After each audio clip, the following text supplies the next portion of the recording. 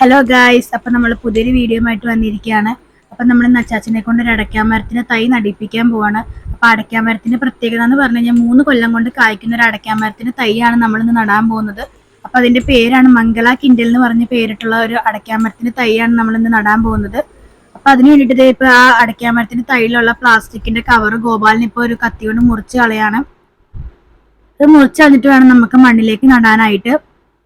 അപ്പൊ ഒരു ഡ്രമ്മിലാണ് നമ്മൾ നടുന്നത്. ഈ കാണുന്ന ഡ്രമ്മിൽ മണ്ണ് നിറച്ചിട്ടുണ്ട്. അതിന്റെ അടിയിൽ കമ്പോസ്റ്റും അതുപോലെ തന്നെ കരിയിലയൊക്കെ നിറച്ചിട്ടാണ് ഈ മണ്ണ് നിറച്ചിട്ടുള്ളത്. ഇതിലേക്കാണ് നമ്മളിപ്പോ അച്ചാച്ചനെ കൊണ്ട് ഈ അടയ്ക്കാൻ മരത്തിന് തൈ നടിപ്പിക്കുന്നത്.